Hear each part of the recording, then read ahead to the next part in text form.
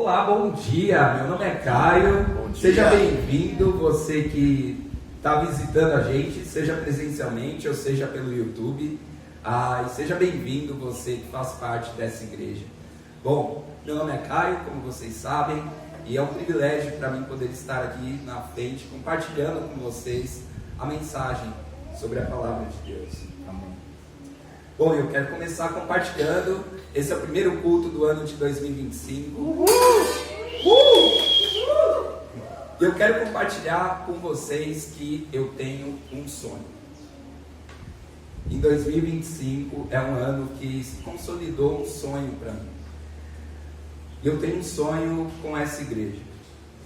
Eu tenho um sonho que quando o culto acaba, nós ficamos no convívio. Eu tenho um sonho de que nós, como pessoas dessa igreja, mesmo quando a gente está em algum momento ali jantando fora, a conta é paga, mas a gente continua na mesa, porque a gente tem prazer da companhia uns dos outros. E eu imagino pessoas nessa igreja que quando as lágrimas de alguém param de cair, mesmo assim nós continuamos nos abraçando, confortando e do lado uns dos outros. Esse é o meu sonho para a nossa igreja, que nós sejamos assim, com essa unidade, com esse coração, com esse pensamento uns aos outros. Eu gostaria de saber se mais alguém aqui está interessado nesse nível de intimidade. Legal, todo mundo. Bom, como vocês viram ao longo da semana, o tema da mensagem é Você Não Está Sozinho. E eu queria fazer um pedido para quem está aqui presencialmente. Eu gostaria que vocês preenchessem essas cadeiras aqui da frente. Eu não combinei nada com o Leandro, nem com a Pri, sobre as dinâmicas que a gente teve na ceia e oferta, mas eu quero pedir para que a gente preenchesse e não deixasse espaços vazios do lado uns dos outros.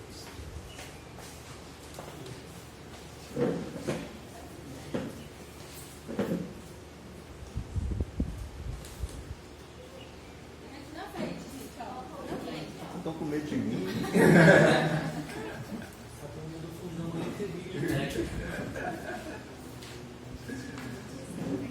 Tem um ali do lado do Lê, também se quiser um aqui do lado. Legal, muito bom. Bom, eu quero começar com uma dinâmica bem simples aí para você que tem uma pessoa do seu lado.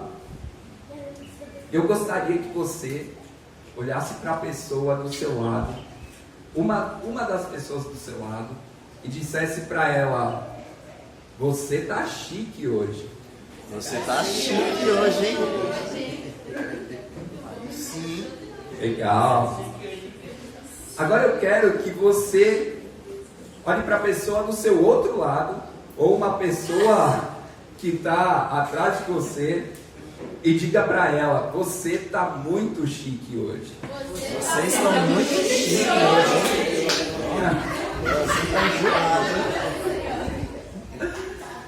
Legal, muito bom.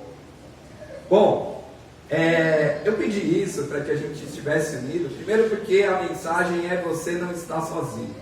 E também porque eu quero que assim a gente consiga ter em mente pelo menos grupos de 3. Então você e uma pessoa do seu lado, a pessoa do outro lado, que vocês pensem em ser um grupo de 3 pessoas, tá bom? Então tenham isso em mente. Então, por exemplo, o Léo é um grupo de 3 com Orlando e a Pri.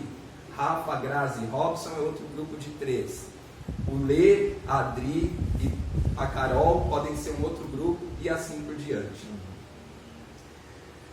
Mas o ponto é que agora que a gente tem em mente grupos de 3, eu quero dizer que de acordo com um estudo feito, um estudo recente até, feito na Universidade de Harvard, 1 em cada 3 de vocês acredita que tem ao menos uma necessidade na sua vida que ninguém consegue suprir. 1 em cada 3 de vocês desse grupo acredita nisso. 1 em cada 3 de vocês acredita que tem mágoas para compartilhar e ninguém para ouvir. 1 em cada 3 de vocês acredita que tem amor para dar e ninguém para receber. 1 em cada 3 de vocês está sentindo falta de algo muito significativo na sua vida. Se você está em um grupo de 3 pessoas, esse estudo de Harvard que foi feito lá nos Estados Unidos mostra que, na verdade, 36% dos americanos,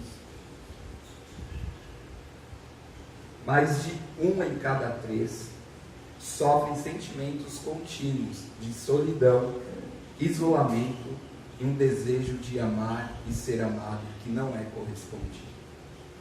1 pessoa em cada 3. Esse estudo foi feito nos Estados Unidos, mas eu acho que com tudo que a gente vive hoje, a gente pode transportar isso para cá. E é uma realidade nossa também. 1 em cada 3 sofre de sentimentos de solidão, isolamento, amar e ser amado. Bom, e talvez mais de 1 em cada 3 pessoas sabe que está faltando alguma coisa no seu coração, na sua vida, algum relacionamento de amizade profundo. Mas Deus nunca pretendeu que fosse assim. 1 em cada 3 de vocês sabe que existe algo mais. Sabe que pode ter alguém que vai ser seu melhor amigo. Alguém que vai ser alguém que você pode chorar junto, que você pode rir junto, que você pode compartilhar a vida. E eu quero voltar lá no início da palavra de Deus com vocês, lá em Gênesis, no capítulo 1.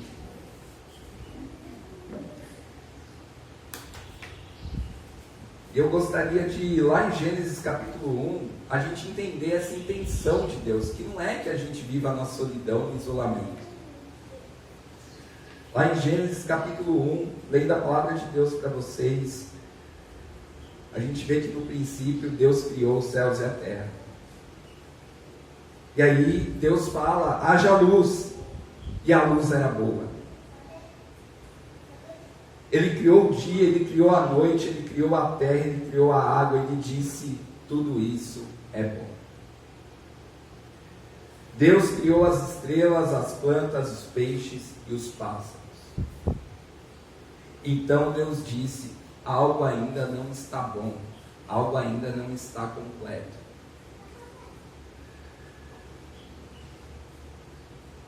Então Deus criou o ser humano.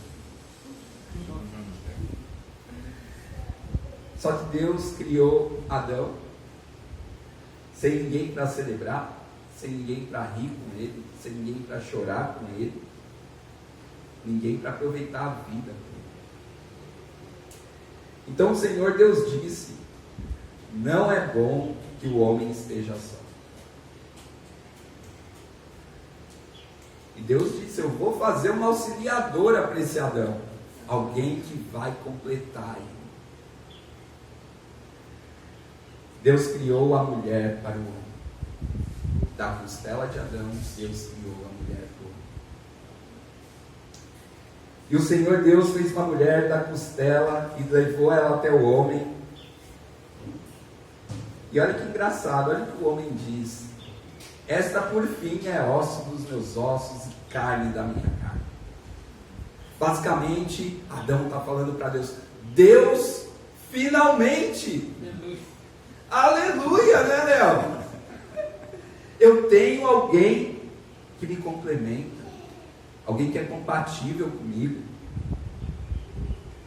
Deus, eu estava cansado de olhar para aquele porco espinho.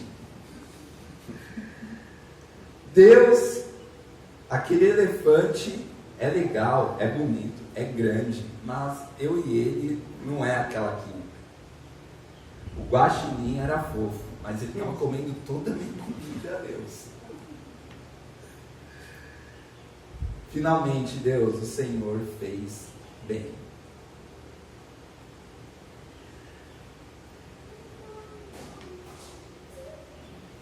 E agora o que eu quero fazer é mostrar um pouquinho antes disso. Um pouquinho antes de Deus criar ali a mulher pouquinho antes de Deus criar o homem, antes de criar Adão, antes de criar Eva. Eu quero ir no capítulo 1 de novo, para a gente voltar lá. E olha que interessante. Agora, olha o que Deus fala. Deus foi criando tudo, a planta, a água, o dia, a noite, separando luz e trevas. E aí Deus falou: façamos os seres humanos à semelhança de quem? Nossa. Conforme a nossa imagem. Conforme a nossa semelhança. Observe que Deus não falou: faça a humanidade à minha imagem, conforme a minha semelhança. Deus usou um pronome no plural mais de uma vez aqui. Eu acho que é um pouco difícil da gente entender isso. Mas o próprio Deus nunca está sozinho. O próprio Deus nunca está sozinho. Deus, o ser Deus, é na verdade uma comunidade perfeita. Deus é Deus e Deus é 3 personalidades distintas em um. É o mistério da Trindade. Deus é um e ainda assim é uma comunidade. Olha que interessante. Deus é um e mesmo assim é uma comunidade. Ele é um ser que ainda é Pai, Filho e Espírito Santo. Ele tem 3 personalidades distintas em uma só, unidas como um Deus. Mas por que Deus é essa comunidade? Pai, Filho e Espírito Santo. Por que vivendo em comunidade, Deus ainda criou o ser humano?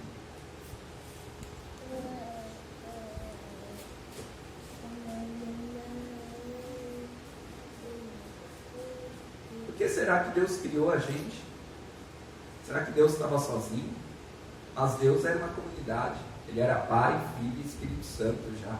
E Ele falou: vou criar o homem à nossa imagem e à nossa semelhança. Deus não criou a gente porque Ele estava solitário. Deus criou cada um de nós porque Deus é amor. Ele é uma comunidade, Ele é amor. Amor não é apenas o que Ele faz, amor é o que Deus é. E Ele é uma comunidade de amor e criou eu e você para conhecer, para amar Ele, para ser amado por Ele. E é por isso que quando alguém pergunta para Jesus: Jesus, qual é a coisa mais importante que eu tenho que fazer? Qual mandamento o Senhor dá para a minha vida? Jesus fala: ame o Senhor, o seu Deus, com toda a sua força, toda a sua mente, todo o seu coração, de toda a sua alma e de todo o seu entendimento. E o segundo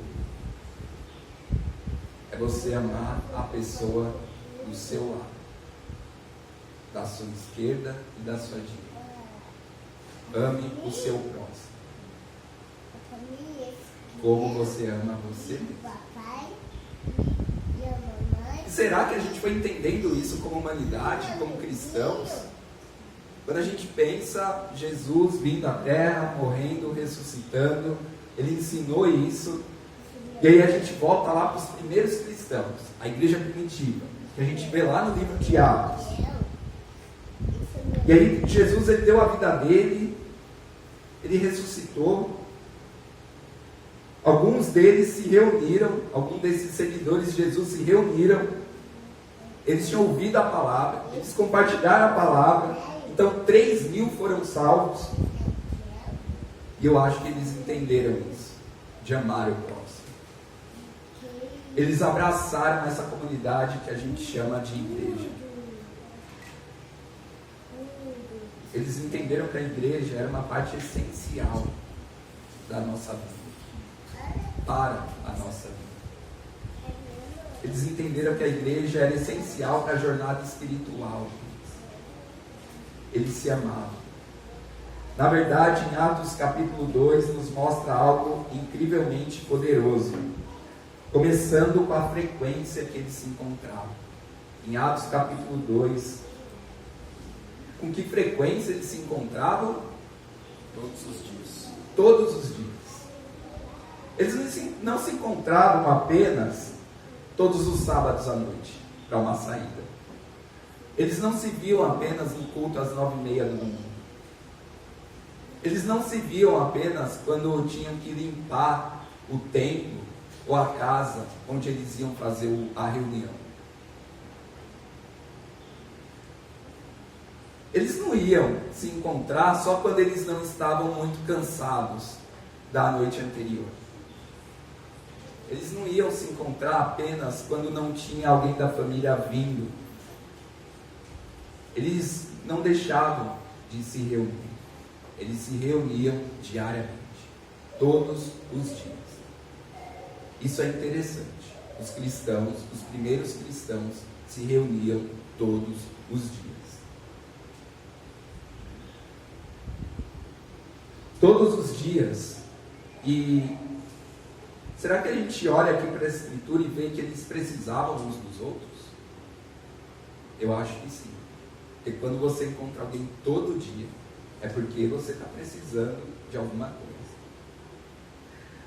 Todos os dias eles continuavam a se reunir e eles partiam pão onde?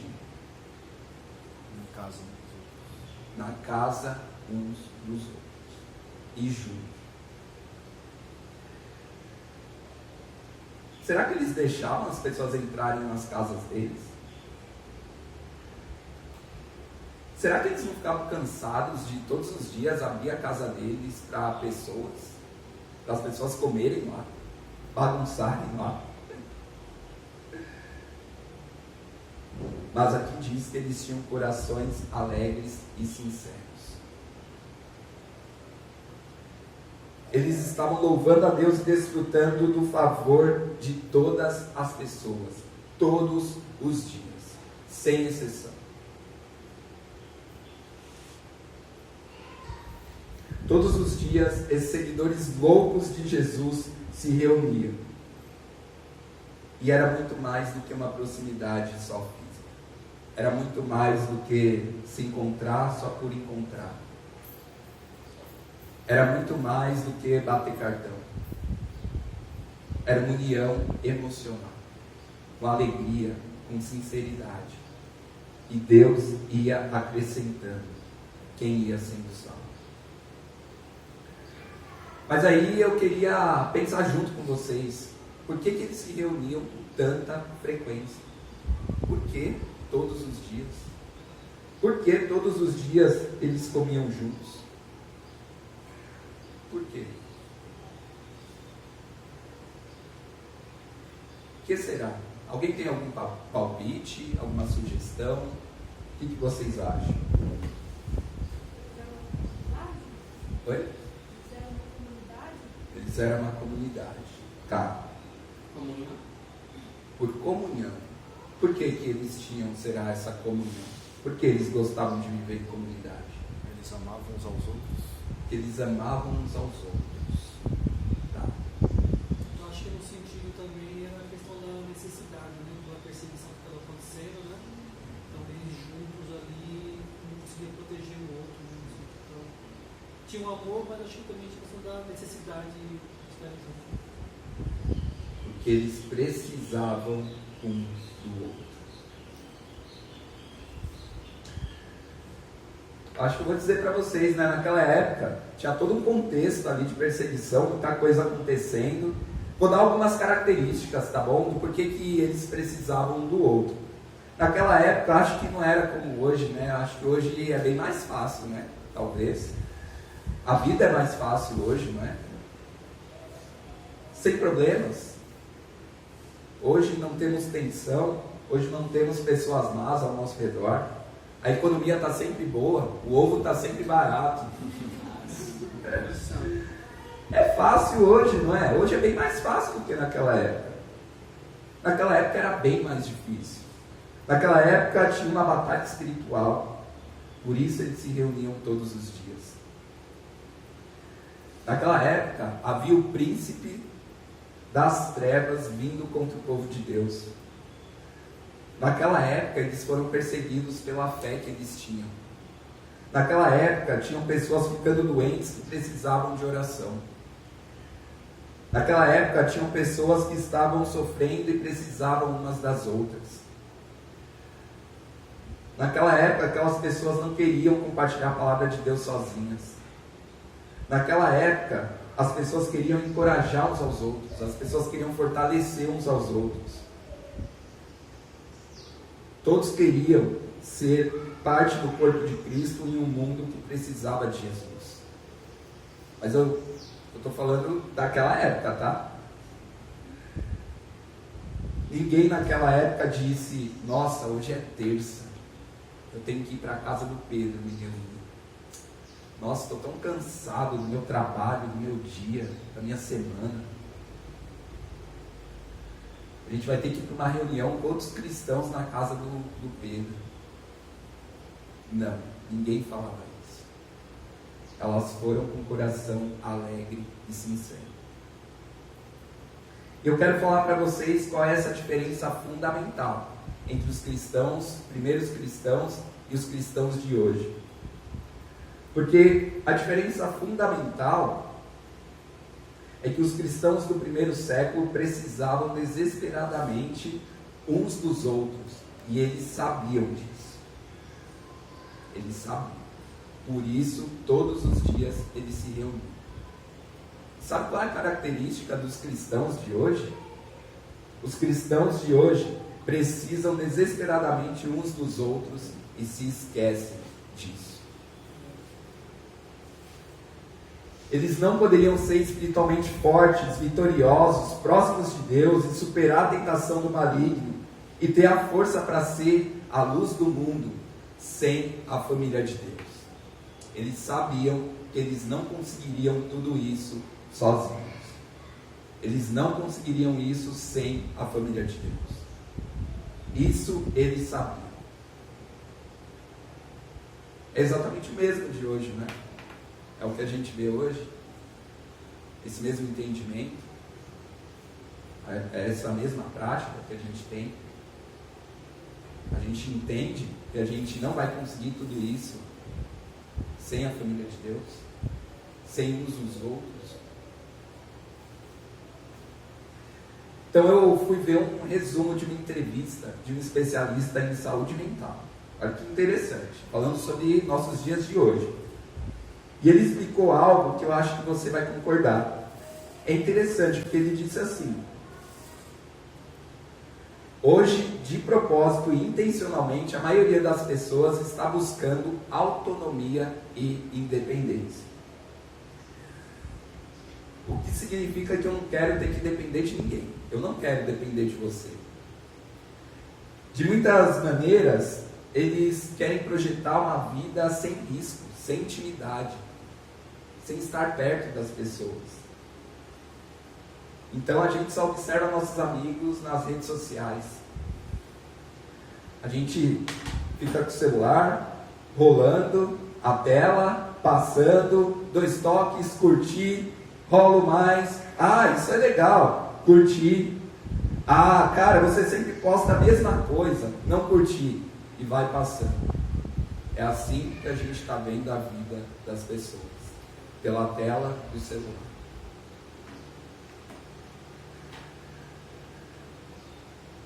Hoje em dia nós não temos amigos com uma interação íntima e real.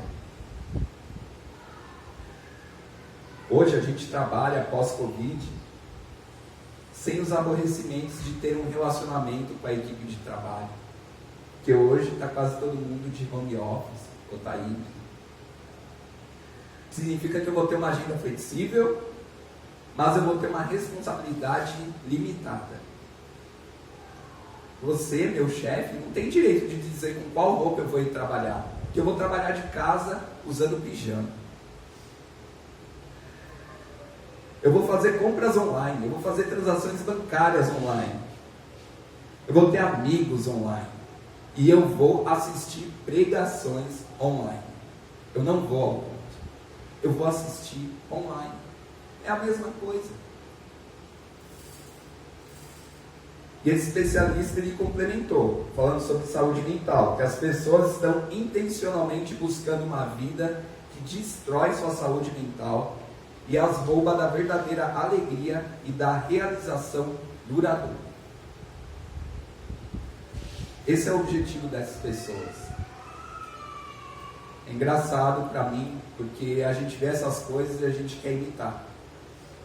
Ao invés da gente imitar os primeiros cristãos que se reuniam todos os dias, que se encorajavam, se fortaleciam, oravam juntos, partiam pão em suas casas. Eu não sei, mas talvez tinha alguém que abria a casa todos os dias, os 7 dias de uma semana, para receber outras pessoas e comerem juntas. E hoje não.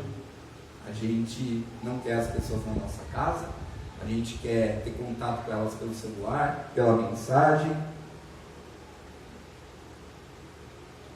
E as pessoas estão de maneira intencional buscando algo que é contrário ao que Deus tinha de intenção quando criou o homem e a mulher. As pessoas estão sendo contrárias às coisas que realmente importam.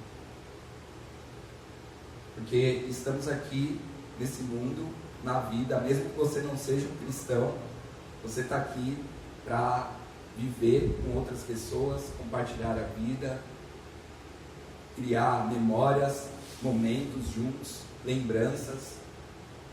Isso é viver. Estar só atrás de um celular, de uma tela, sem ter uma interação íntima e real com as pessoas, não é viver. Você estar em casa sozinho, sentado, numa tela de celular, 24 horas por dia, desculpa, mas isso não é viver. E Deus nunca pretendeu que fosse assim. Deus pretende que nós sejamos do time uns aos outros. Deus não pretende que eu e você sejamos do time eu. Deus não quer que você seja do time eu. Deus quer que você seja do time do uns aos outros. Vamos compartilhar, vamos viver juntos, vamos comer na casa uns dos outros. Na verdade, se a gente olha para o Novo Testamento, eu não sei se vocês já pesquisaram, mas tem pelo menos, no mínimo, 59 versículos diferentes com a menção de uns aos outros. 59. E a gente vai olhar para todos eles agora. Brincadeira. A gente só vai ver 5, tá bom?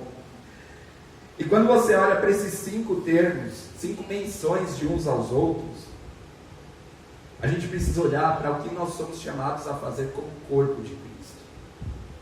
O ponto de ser uns aos outros é um chamado para cada um de nós. Que você simplesmente não pode ficar com o seu celular na mão e achando que tem algo real com alguém por uma rede social, por uma mensagem de texto. Nós somos chamados para fazer essa coisa. Servir uns aos outros.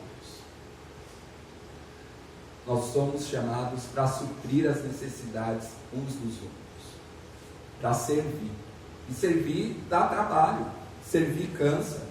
Servir é difícil. Servir vai te tirar da sua zona de conforto. Mas nós somos chamados para servir. Outra coisa para a qual nós somos chamados: ser hospitaleiros uns com os outros. Quando foi a última vez que você recebeu alguém em casa que não estava lá para consertar seu chuveiro quebrado ou a sua torneira? Qual foi a última vez que você recebeu alguém que talvez está longe de Deus para jantar na sua casa? Qual foi a última vez que você reuniu pessoas intencionalmente para orar juntos na sua casa? Para adorar a Deus juntos? Porque nós precisamos realmente uns dos outros. Por isso que nós precisamos ser hospitaleiros. Nós somos chamados a sermos gentis uns com os outros. Porque esse mundo é um mundo cheio de ódio, cheio de rancor, E você é o próximo a ser cancelado na rede social. Você vai ser cancelado tão rápido que sua cabeça vai girar e você nem vai perceber. Eu preciso da sua gentileza e eu preciso mostrar gentileza. Somos chamados a encorajar uns aos outros. Alguém aqui precisa de encorajamento? Eu preciso. Eu preciso. Alguém aí quer dar um encorajamento para alguém? Encorajem uns aos outros enquanto for o dia chamado hoje. Essa é a sua missão. Como literalmente a pessoa sentada do seu lado pode precisar do seu encorajamento hoje. Como que você vai saber se ela não está precisando ser encorajada? E você não vai conseguir saber disso se quando acaba a última canção, você sai correndo pelo portão da igreja. Você só vai saber disso se, como eu falei no meu sonho, quando o culto termina, você fica no convívio, interagindo uns com os outros. Por isso que no meu sonho, nós ficamos no convívio. Por último, e não menos importante, carreguem os fardos uns dos outros. Finalmente a gente é chamado a carregar os fardos uns dos outros. Eu preciso da ajuda de vocês. Eu preciso. Eu preciso de você. E eu queria saber que você refletisse se tem ao menos uma pessoa dessa comunidade, dessa igreja, que sabe o fardo que você está passando nesse momento da sua vida. Tem ao menos uma pessoa que está carregando o seu fardo com você. Quem está te abraçando quando as suas lágrimas caem? E tem o outro lado. Você percebeu que alguém não quis carregar os seus fardos com você? Teve alguém dessa igreja que fugiu de carregar o seu fardo com você?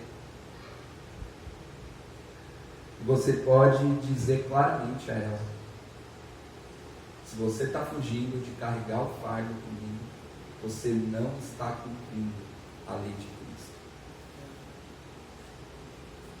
Esse é o ponto. Se a gente quer cumprir, amar a Deus e amar ao próximo como a nós mesmos, a gente precisa levar os fardos uns dos outros. E assim cumpram a lei de Cristo.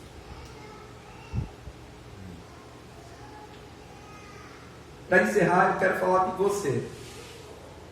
Porque muitos de vocês sabem que tem algo melhor. Que Deus nunca pretendeu ser do jeito que é agora. Isolado, sozinho, triste. Então eu quero chamar você para dar um passo de fé nesse ano. Talvez até mesmo chamar isso de risco que você vai correr. Eu quero te convidar para você sair do seu mundinho e amar alguém como Deus te ama.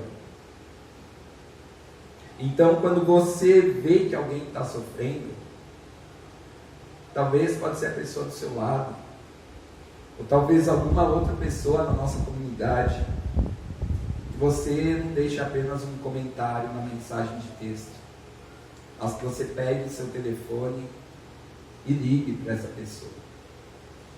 Ou às vezes pode te dar algo muito estranho e você vai sair da sua casa e vai tocar a campainha da porta dessa pessoa e vai dar um abraço nela. Amém. Espírito Santo, você toca essa pessoa. E quando as lágrimas dessa pessoa pararem de cair, você ainda vai estar abraçando ela.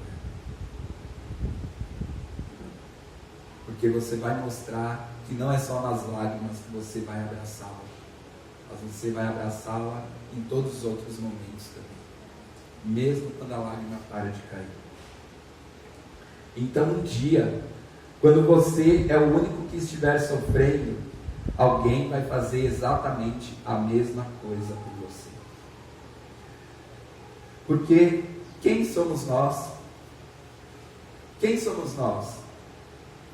Nós somos a igreja. Amém. Nós não apenas vamos à igreja, nós somos a igreja. Nós somos o corpo de Cristo. Nós somos as mãos e os pés de Jesus. Nós somos os portadores das boas novas. Nós somos os pés que trazem a história do Evangelho. Amém. E o que fazemos quando a gente mostra amor ao menor destes pequeninos? Na verdade, estamos fazendo isso para Jesus. Nós somos a igreja. E é assim que amamos, de maneira íntima, de maneira real, não só por uma tela, mas pensando em servir uns aos outros, demonstrar hospitalidade uns aos outros, ser gentis uns aos outros, encorajando uns aos outros, levando os fardos uns aos outros. E eu vou deixar de lição de casa vocês procurarem os outros 54 termos uns aos outros na Bíblia, tá bom? E é por isso que eu tenho um sonho. E quando o culto acaba, nós ficamos no convívio. Quando a conta é paga, nós ficamos na mesa. Quando as lágrimas param de cair, nós continuamos nos abraçando. Eu quero deixar aqui para reflexão e prática, para a gente exercitar essa mensagem. Você tem buscado viver de maneira autônoma e independente, ou você tem buscado viver em comunidade a sua vida? Você tem fé de que a intenção de Deus ao criar o ser humano é de que vivamos conectados pelo amor a Ele e de uns aos outros? Você tem permitido alguém levar o seu fardo? E você tem levado o fardo de alguém próximo a você? E lembre-se, aqui você não está sozinho. Amém. Vou fazer uma oração. Bom, Caio. Deus, Pai eterno, poderoso, obrigado por Jesus que morreu na cruz por nós. Obrigado, Jesus, porque o Senhor se sacrificou pela igreja. A igreja é o seu corpo, o corpo do Senhor Jesus, que tanto o curou, tanto amou, tanto fez milagres. E aqui nós estamos para ser a igreja. A gente não está aqui só para vir à igreja, mas nós estamos aqui para ser essa igreja, que vai servir, que vai amar, que vai acolher as pessoas, que vai encorajar, que vai levar os fardos, que vai corrigir, que vai repreender. Esse é o nosso papel. Nosso papel é além da tela do celular. Nosso papel é de bater na porta da casa de cada um, para amar essas pessoas. É abrir a nossa casa para receber nossos irmãos, para fortalecer nossos irmãos, encorajar eles na fé. É para que o nosso objetivo é que cada um aqui chegue ao seu último dia de vida como um discípulo. Nossa ideia não é só ter membros de uma igreja. Nossa ideia é ser um corpo unido emocionalmente, fisicamente e espiritualmente. Deus, eu oro por esse sonho, que esse ano de 2025 seja um ano que a gente consiga levar essa mensagem de uns aos outros, não só para fora, mas aqui dentro também a gente pratique isso. Obrigado por tudo. Fique com o resto do nosso culto, que é para o Senhor, para Jesus. Que vocês se alegrem da nossa oferta. Em teu nome, Jesus, que oramos e agradecemos. Amém.